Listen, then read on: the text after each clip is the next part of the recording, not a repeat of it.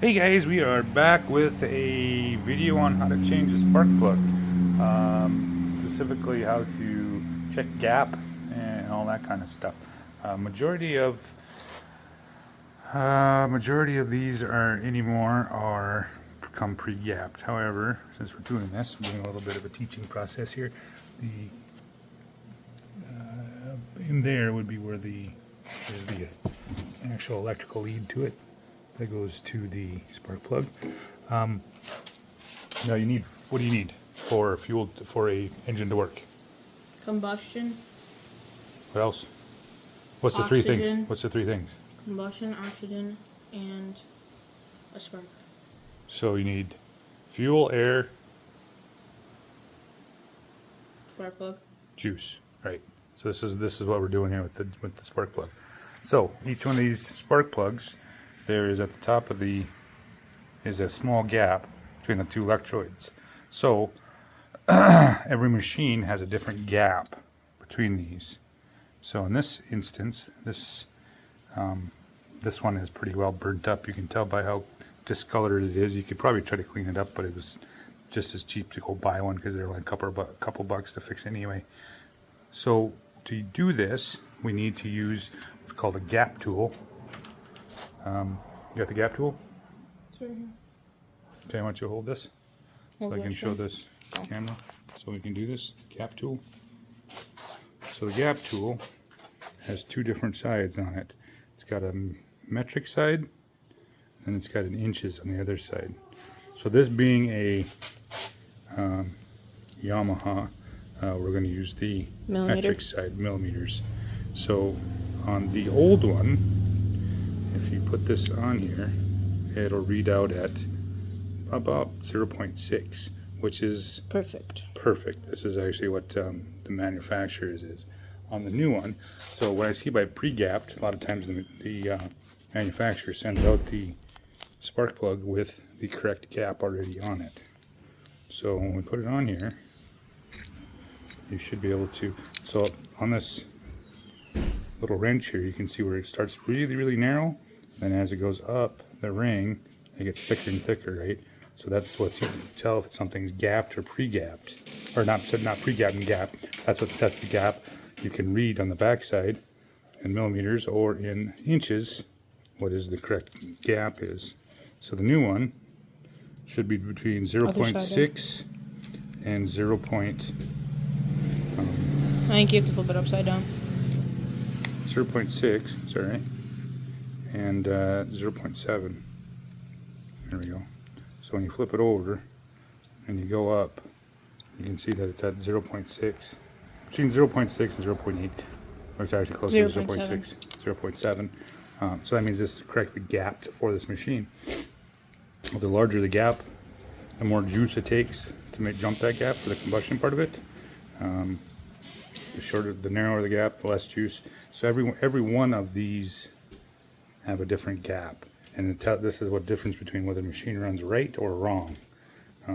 If it's not done right, that means too much fuel is not getting ignited, that kind of stuff. So this is the important thing for the ignition of the fuel. So with that, Aries is going to install the new one, which is an 18 millimeter. Got to take it apart. It was a little bit of a pain in the butt because, surprisingly enough, we didn't have an 18 millimeter long socket. I had 18 millimeters and wrenches and all that kind of stuff, but it's pretty hard to get in there without a wrench. It's kind of a pain in the butt to get to.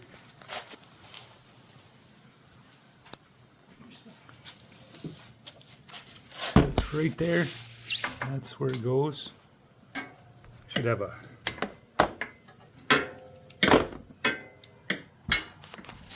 get started about it? Yeah. Okay. It's already like halfway on. It's already got it halfway threaded in there? Okay. So you just thread until it gets tight. Or you wrench on until it gets tight. I don't know if I can. It's such a small area. Yeah, I don't think I can. No think you can get it in there? No, because this is such a small... I can get like one small click. Okay, so what you need to do is probably get a Extension. extension so you can get your wrench out to here. And then you should be fine. So yeah, a little bit, and most people don't do anything with spark plugs anymore. I mean, it's usually done by mechanics and all that kind of stuff. But like I said, on occasion when you actually have to work on it yourself, it's a good thing. It's a good little skill to know about the how to change a spark plug and all that. All right. Better? Yeah, once you get it on. Yep, now I can hear it click. Are you going the right way? Yeah? No, I'm not. You're not going the right way. There you go. That would help, right? Yeah. I already tell you lefty loosey. It's all right. How tight does that have to be? Until you feel it gets snug, and then you should be good.